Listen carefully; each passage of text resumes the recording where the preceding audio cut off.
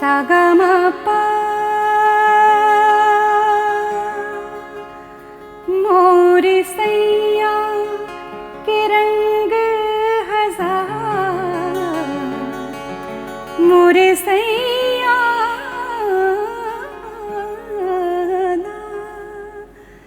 मोरे सैया के रंग हजार, चाहे जैसा रंग रंग दे, रंग रंग दे, चाहे जैसा रंग दे, रंग रंग दे, चाहे जैसा रंग दे।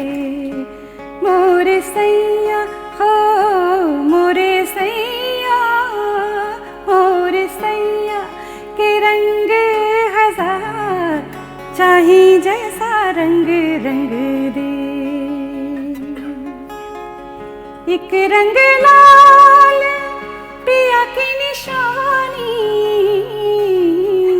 एक रंग काला बिरह कहानी, एक रंग पीला जिससे महके, एक रंग पीला जिससे महके, मन में बसंत बहार, चाहे जैसा रंग रंग दे। मोरे सैया हो मोरे सैया, मोरे सैया के रंग हजार, चाहे जैसा रंग रंग दे। तो आपने सुना मोरे सैया के रंग हजार। किसी की गायकी के रंग भी हजार होते हैं। क्या खूब गाया है। तो आइए मैं आपकी मुलाकात करवाने जा रहा हूँ जानी मानी गायिका सारिका सिंह। सारिका जी स्वागत है आपका। साथ में इंदौर के जाने माने म्यूज़िक कंपोज़र, इंदौर शहर की शान नितेश शेट्टी से। नितेश भाई आपका भी स्वागत है। तो आपने सुना सारिका जी को और कई बार सुनते आए हैं, और तमाम सारे अवसरों पर सारिका जी जब इंदौर आती हैं और अपनी गायकी का हुनर हमारे समक्ष पेश करती हैं और आपकी जो वाहवाही मिलती है, निश्चित तौर पर हमारे चैनल के साथ सारिका जी का भी मोरल बूस्ट होता है उससे। तो सारिका जी मुझे लगता है 1 साल लगभग हो गया है, आप 1 साल बाद स्टूडियो पर आई हैं, और ये साल सब लोगों के लिहाज से, कला के क्षेत्र से, व्यापार की दृष्टि से थोड़ा ख़राब रहा है। आपका अनुभव कैसा रहा? सबसे पहले आपको नमस्कार और thank you so much for having me here in your studio. और श्रोताओं को भी नमस्कार करती हूँ मुझे सुनने के लिए और हमेशा सराहना देने के लिए। Thank you so much. मैं इतना ही कहूँगी कि ये साल सभी को बहुत कुछ सिखा गया, छोटे शब्द में ही। तो मुझे भी बहुत कुछ सिखाया इस साल ने। एंड फैमिली क्या होती है, स्पेशली म्यूज़िक में और क्या क्या बातें होनी चाहिए, वो सारी चीज़ें बैठ के सोचने का मौका मिला मुझे। ये सारी चीज़ें मैंने सीखी है इस साल में। सही बात है। परिवार क्या होता है, परिवार का साथ क्या होता है, और परिवार के साथ रहकर कैसे जीवन बिताया जा सकता है, और इन सब से दीगर जो बात निकल कर सामने आई, कम संसाधनों में, सीमित संसाधनों में कैसा अपना समय व्यतीत किया जा सकता है, वो भी लोगों को सीखने मिला है। बहरहाल सारिका जी, अगर हम देखें कलाकारों की दृष्टि से, नितेश भी यहाँ बैठे हैं, आप भी यहाँ बैठे हैं, शोज़ पूरे हफ्ते में 2, 3, 4 ऐसे शोज़ आप लोगों के होते रहते हैं। तो ये जो दौर था जब श्रोता आपके सामने नहीं होते थे, आपको वक्त मिला रियाज़ करने का, लेकिन अपने हुनर को लोगों तक पहुंचा के वो दाद नहीं मिल पाई, वो अनुभव कैसा रहा? बहुत सही पूछ लिया आपने। एक्चुअली मैं छोटी सी बात कहूँगी कि जब ये वक्त चल रहा था और सभी को कोरोना हो रहा था, और मुझे भी कुछ हद तक होने के चांसेस हुए थे, बट थैंक्स टू ऑलमाइटी कि मैं बची हूँ और बची रहूँगी, ईश्वर करे। सभी के ऑनलाइन शोज़ देख करके ऐसा लगता था कि no I should also do, और दिल दिमाग में एकदम घबराहट सी होती थी कि नहीं मुझे भी करना चाहिए। पर मेरा मानना है नितेश जी एंड सुनील जी कि जो सामने जो ऑडियंस बैठी रहती है, जो वो दाद देती है, वो ऑनलाइन में शायद सभी लोगों ने मिस किया। तो इसलिए मैंने उसका इंतज़ार किया, और अभी अभी मैंने एक शो भी किया जो ऑडियंस सामने बैठी थी, इंदौर का ही शो था, और लोगों ने दाद दी, और मैंने पुरजोर कोशिश की कि मैं अच्छा गाऊं और मुझे दाद मिले। नितेश क्या कहते हो आप? बिल्कुल सही बात है ये, मतलब चूंकि लाइव ऑडियंस जो होती है, जो मंच के सामने हम लोग जो देखते हैं, वो कितने ही हम ऑनलाइन शोज़ कर लें, मज़ा नहीं आता। सामने कैमरा होता है बस, तो ऐसा लगता है कि कोई सुन रहा है कि नहीं, वो भी एक बहुत बड़ा सवाल रहता है। बट जो लाइव शो करने का मज़ा है वो कहीं नहीं है।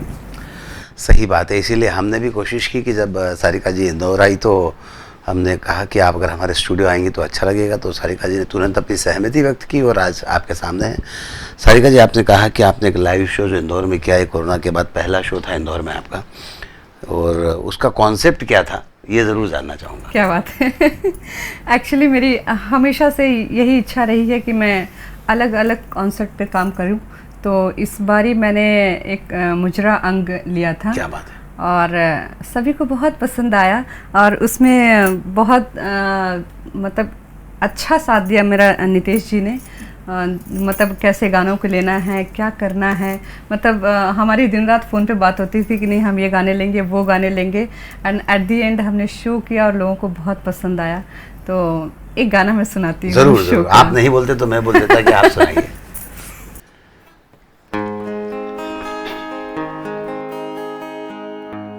लाख इस दिल को हमने समझाया, दिल यहाँ फिर भी हमको ले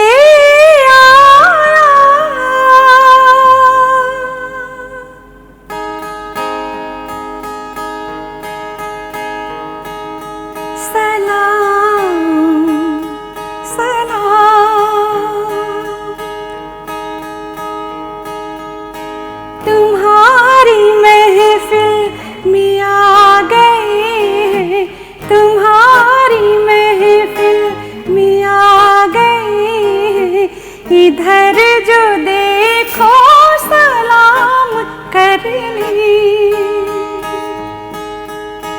तुम्हारी महफिल में आ गए, तुम्हारी महफिल में आ गए, इधर जो देखो सलाम करनी। क्या बात है। सारिका जी आपकी महफिल में आई हैं, सुना भी रही हैं, आपको सलाम भी कर रही हैं, और निश्चित तौर पर ये एक ऐसा अवसर है जब कई सारे लोग घर पर ऑनलाइन शोज़ करने की कोशिश कर रहे थे, जैसे सारिका जी ने कहा, नितेश ने कहा, लेकिन मुझे लगता है कि सच्चे कलाकार का पेट जो बढ़ता है, मेरा मतलब उसकी जो आत्मा तृप्त होती है, वो तृप्त सिर्फ तब होती है जब सामने दर्शक बैठा हो और उसकी कला का पूरा उसको प्रोत्साहन मिले, उसकी कला को लोग समझें, उसको दाद दें, यही एक बड़ा कारण होता है। तो सारिका जी, आपने इस कार्यक्रम को भी मैं आगे बढ़ाते हुए उस इंदौर वाले शो के बारे में बात करना चाहता हूँ।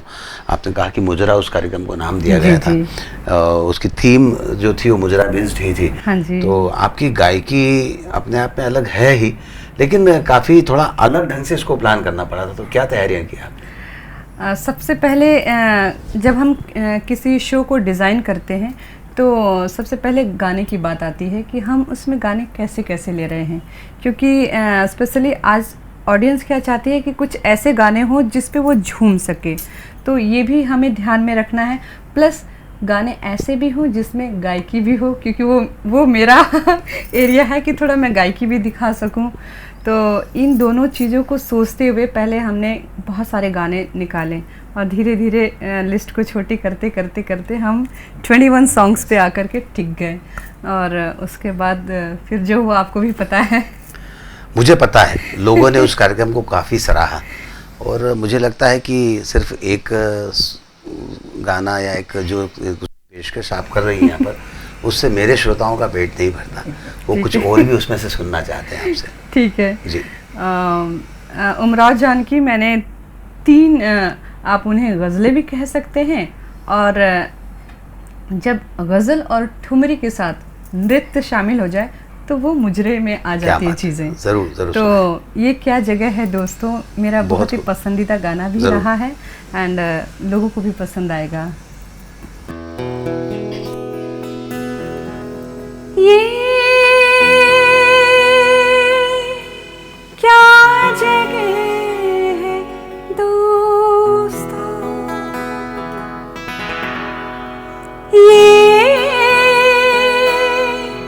क्या जगह है दोस्तों, ये कौन सा दयार है, ये कौन सा दयार है, हदे निगाह तक जहाँ गुबार ही गुबार है, गुबार ही गुबार है, ये क्या जगह है दोस्तों। क्या बात है, बहुत खूब सारिका जी, वाकई में इसको सुनते सुनते और जो भी आपने अभी तक सुनाया ऐसा लग रहा है कहीं न कहीं किसी हॉल में बैठकर हम इस आपके शो को सुन रहे हैं। नितेश ने उस कार्यक्रम में भी 4 चांद लगा दिए हैं, पहले भी लगाए और आज भी लगा रहे हैं। क्या बात है। बहरहाल नितेश, सारिका जी ने जब इस थीम को प्लान किया, मुजरा वाली जो थीम थी, तो उस दौरान आपको कुछ चैलेंज लगा था कि थीम थोड़ी सी अलग है? मैं एक बात मतलब आज सबके सामने एक मतलब इसको मतलब एक्सेप्ट करूँगा कि सारिका दीदी के जब भी शोज़ हम करते हैं तो कहीं ना कहीं अदर दैन दूसरे जो शोज़ होते हैं उनसे बहुत अलग होता है और हमेशा ही चैलेंज रहता है, क्योंकि उनका सॉन्ग सिलेक्शन, थीम सिलेक्शन और उसके बाद परफेक्शन को लेकर एक जो जिद, मैं तो जिद ही बोलता हूँ कि जो परफेक्शन की ओर बढ़ते हैं जिद्दी होना बहुत ज़रूरी है। तो हमेशा एक चैलेंजिंग जॉब रहता ही है। हम लोग बहुत शोज़ करते हैं बट स्पेशली इनके शोज़ में थोड़ा सा एक लेवल और ऊपर उठता है, और मुजरा ऊपर से आ गया, फिर खयाम साहब और ये सारी चीज़ें, तो वो बहुत ज़्यादा मतलब एक्सपेक्टेशन लेवल बहुत हाई हो चुका था, बट स्टिल थोड़ा बहुत जो भी कोशिश हम लोग कर पाए वो दीदी ज़्यादा ही बताया। इस बात को मैं भी स्वीकारता हूँ जो नितेश कह रहे हैं कि सारिका जी जुनूनी और ज़िद्दी हैं, अपने हुनर को पेश करने में है। जब तक इनको सेटिस्फेक्शन नहीं होता तब तक ये पीछे नहीं हटती। और ये 2 शो मैं दूसरी बार आपके साथ कर रहा हूँ, वो इसलिए कर रहा हूँ कि पहले शो में सारिका जी को लगता है कि कुछ मिसिंग है और कहीं ना कहीं कुछ छूट रहा है, तो फिर उन्होंने दोबारा मुझे कहा कि मुझे मज़ा नहीं आ रहा, मुझे कुछ और करना है। तो आज नितेश भी साथ में और सारिका जी ने अपना जो स्वभाव है, अपने जो संगीत की साधना है, और निश्चित तौर पर एक कलाकार तब तक संतुष्ट नहीं होता जब तक वो सही परफॉर्म नहीं कर पाता है, तो उसी की वजह से आज सारिका जी हमारे साथ फिर बैठी हैं। सारिका जी, कुछ और ज़रूर सुनना चाहेंगे? ज़रूर, मतलब ज़रूर। हम आपसे बात भी करना चाहते हैं और सुनना भी चाहते हैं, और मैं नहीं, ये जितने श्रोता हमारे दर्शक सामने बैठे हैं इनकी सबकी भी इच्छा यही रहती है। क्या बात है। जी, सबसे पहली बात तो बहुत आपकी एक सबसे अच्छी विशेषता ये है कि आप आर्टिस्ट को या किसी को भी आप बहुत कंफर्टेबल महसूस करवाते हैं ताकि वो दिल खोल के अपनी बातें रख सके। तो ये मैं अभी महसूस कर रही हूँ, तो थैंक यू सो मच उसके लिए। और एक गाना अभी नया तो नहीं बोलेंगे इसको, आई थिंक 1-1.5 साल पुराना है, कलंक फिल्म का है, हवाओं में बहेंगे। आई थिंक ये गाना मैं गाना चाहूँगी आप श्रोता के लिए। हवाओं में बहेंगे, घटाओं में रहेंगे, तू बरखा मेरी, मैं तेरा बादल पिया, जो तेरे ना हुए तो किसी के ना रहेंगे, दीवानी तू मेरी, मैं तेरा काजल पिया, हजारों में किसी को तकदीर ऐसी मिली है, एक रांझा और हीर जैसी, न जाने ये ज़माना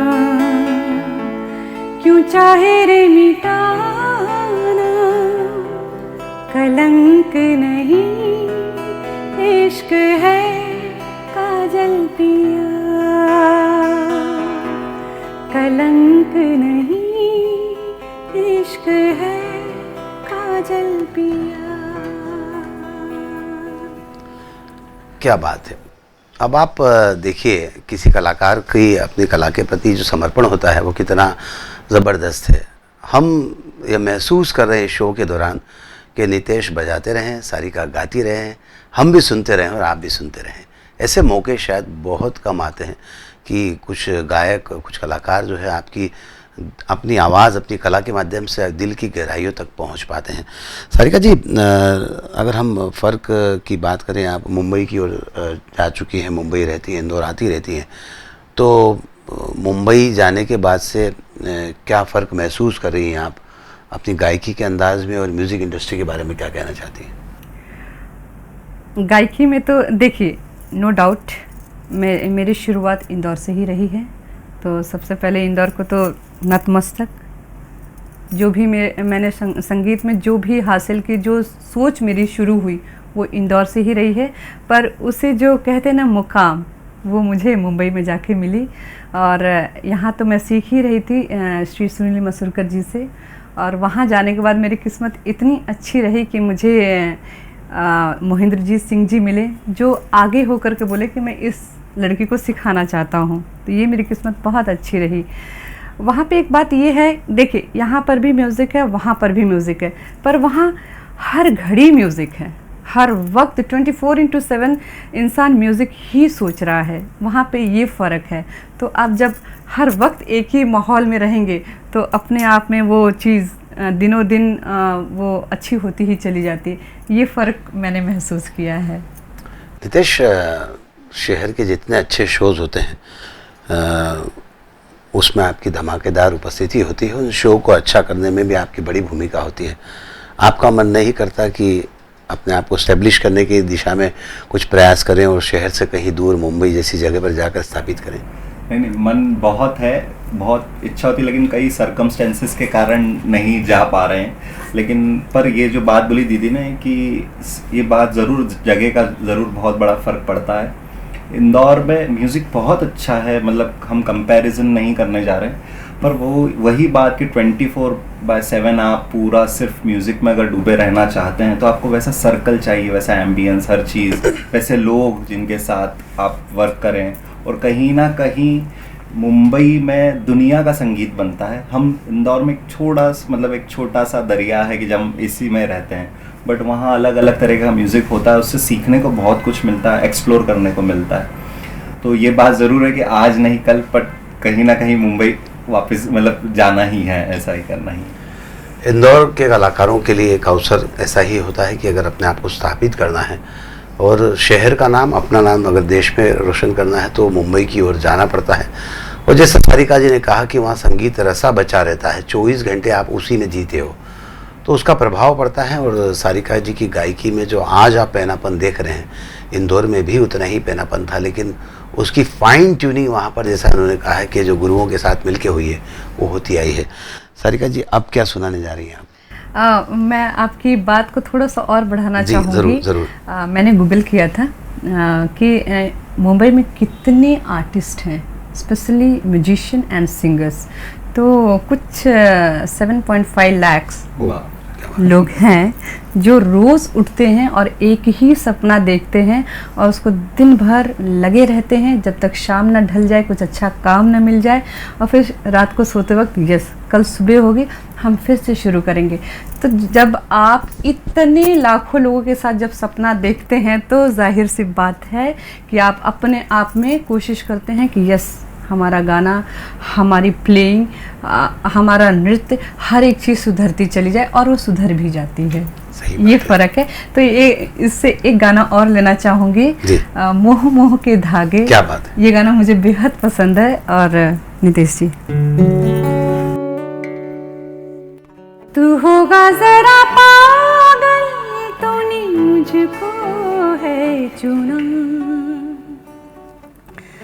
तू होगा जरा पागल, तूने मुझको है चुना,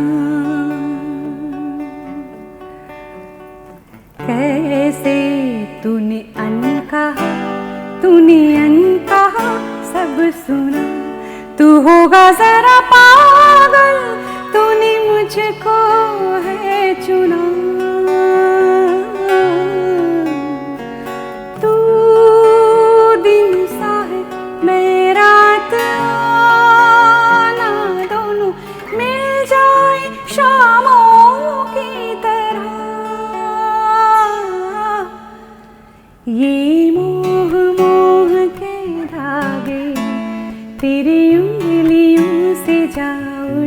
सुलझे, कोई टोह टोह ना लागे, किस तरह गिर रहे सुलझे, है रोम रोम एक तारा,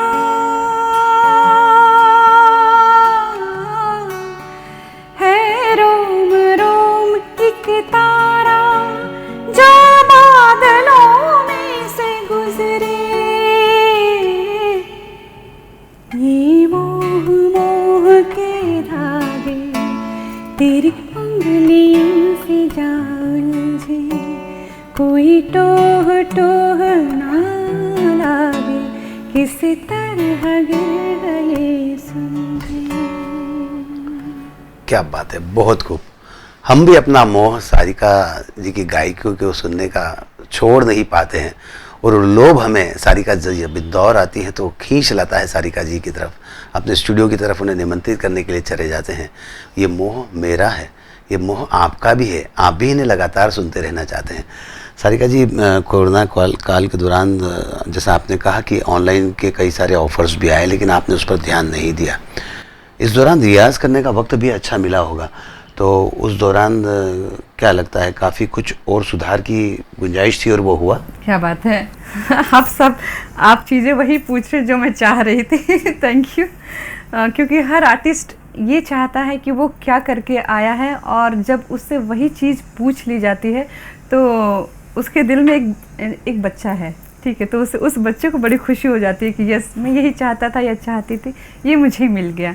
तो मैं ये बताऊं आपको कि पहले तो 2-3 महीने मैंने खूब रियाज़ किया, खूब ऐसा लग रहा था कि बाबा ये वक्त ख़त्म ही ना हो, और दिन रात लगी पड़ी हुई थी। कभी हारमोनियम प्ले करना, कभी अपने कीस, पियानो भी सीख रही थी तो उन पे हाथ थोड़े से फिरा लेना, फिर बैठ कर के क्लासिकल का वोकल रियाज़ करना, ये सारी चीज़ें मैंने की।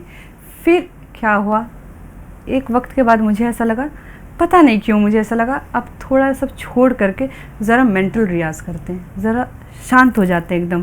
तो आप बिलीव नहीं करेंगे, कुछ 1-2 महीना तो मैं एकदम शांत रही, चुप, विदाउट लिसनिंग एनी सॉन्ग्स, कोई गाना नहीं सुना मैंने, कुछ भी नहीं किया, चुपचाप ऐसे दिन रात बैठी रहती थी और सोचती रहती थी ये गाना होता क्या है। तो ये उसने मुझे जो ताकत दी, जो हम किस दिशा में जाएं अपनी आवाज़ को लेकर के, उस मौन ने मुझे ये ताकत दी। जो रियाज़ कर कर के मैंने अपने गले को चलाना सिखाया, पर मौन ने मुझे ये ताकत दी कि आप कैसे ध्यान मग्न होकर के गाने को गा सकते हैं, ऑन स्टेज, ऑफ स्टेज, किसी के भी सामने। ये चीज़ मैंने सीखी। सही बात है, मौन में काफ़ी ताकत होती है। अगर आप ध्यान करने वाले गुरुओं से बात करोगे, मेडिटेशन वालों से बात करोगे, या ऋषि मुनि भी कहते आए हैं कि हमने 3 दिन का मौन रखा है, 1 साल से मौन पे हैं, 20 साल से मौन पे हैं, उस मौन में बड़ी ताकत होती है। उस मौन से निकल कर जब आदमी आता है तो नई ऊर्जा के साथ मैदान में आता है। नितेश, मैं जानना चाह रहा था कि इस कोरोना काल के दौरान कई सारे आपके जो साथी जो साजिंदे मैं कहूँगा अलग अलग फील्ड में माहिर हैं, उन लोगों को निश्चित तौर पर तकलीफ़ आई होगी जिनके महीने के 10-15 शो होते थे और जिससे उनकी आजीविका चलती थी। तो ऐसी स्थिति में क्या कर पाए, क्या उनकी कुछ मदद कर पाए, कुछ उनको गाइड कर पाए, क्या कर पाए आप? वैसे चूँकि जो म्यूजिशियंस बेसिकली होते हैं वो लाइव शोज़ पे बहुत ज़्यादा डिपेंडेंट होते हैं, स्पेशली हमारा इंदौर और मध्य प्रदेश रीजन स्पेशली, क्योंकि इतनी जॉब्स हैं नहीं म्यूजिशियंस को लेकर कि वो कहीं स्कूल में या किसी कॉलेज में एज अ म्यूज़िक टीचर वो लोग ये करते हैं। तो बहुत सारी समस्या आई, लेकिन कहीं ना कहीं कोई किन संस्थाओं के माध्यम से या किसी ऑर्गेनाइजेशन, अलग अलग ऑर्गेनाइजेशन के माध्यम से उनकी बहुत मदद करी। और उसके अलावा ये जो जैसे अभी दीदी ने बात एक बोली कि सोचने का बहुत टाइम मिला, तो उसमें ये भी आया कि कभी ऐसी परिस्थितियां जब भी आती है जीवन में, तो जब हम खूब कमाते हैं तो हमें उसे संजो कर रखना भी बहुत ज़रूरी है। वो स्पेशली मतलब मैं आज आपके माध्यम से बोलना भी चाहूँगा सबको कि म्यूजिशियन की लाइफ थोड़ा बहुत ऐसा रहती है कि वो लाइमलाइट में रहने वाला, और खूब मतलब जब वो कमाते हैं तो खूब स्पेंड भी करते हैं, बट उस समय अगर वो ये सोचे कि नहीं हमें इसे संजो कर रखना है, बुरा वक्त कभी भी किसी के भी साथ आता है।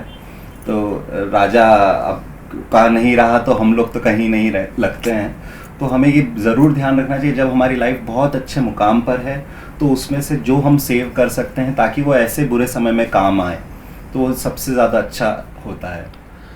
मैं इस बात से सहमत हूँ नितेश की कि जो हम सेव कर सकते हैं, लेकिन मैं इस बात से असहमत हूँ कि सिर्फ धन सेव किया जाना चाहिए। बहुत सारी चीज़ें जीवन में जिनको बचा के रखना चाहिए, संजो के रखना चाहिए, वो ऊर्जा हो, धन हो, अपनी सोच हो, अपनी भावनाएं हैं, इन सब पर को भी संभाल के और संजो कर रखना चाहिए। कब कौन सी चीज़ किसके काम आ जाए इसका कोई हिसाब नहीं होता।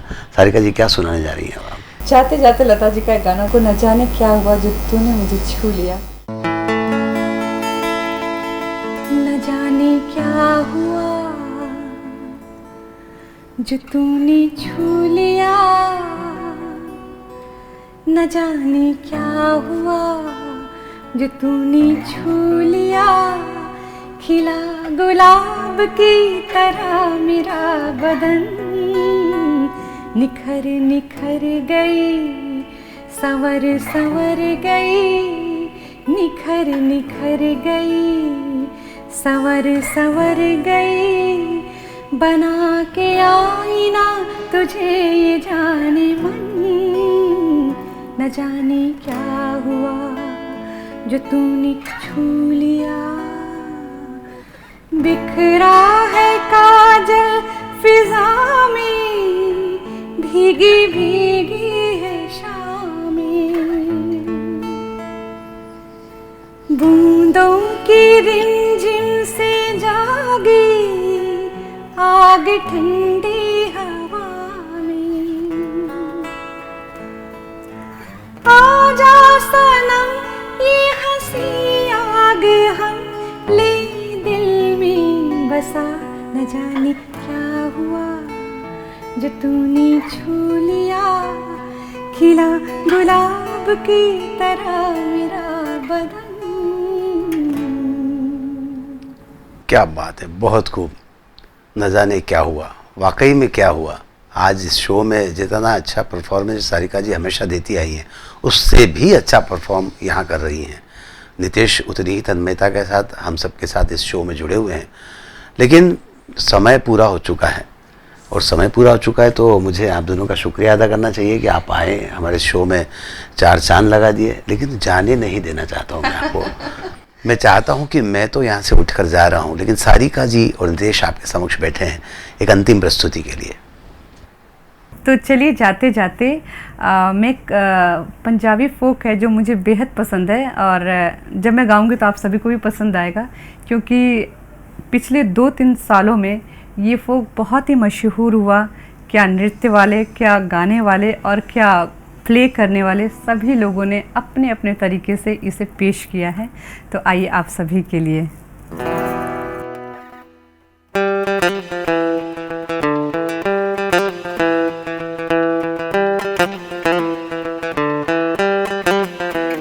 हवे तू लौंग वे मैं लाची, तेरे पीछे आ गवाची,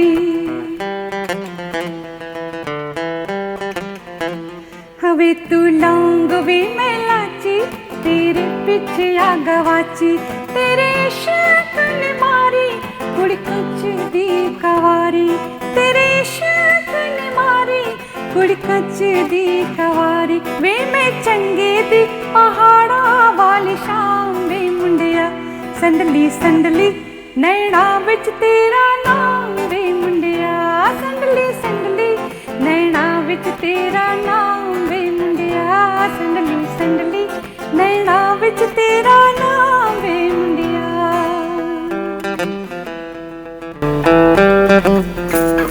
थैंक यू सो मच।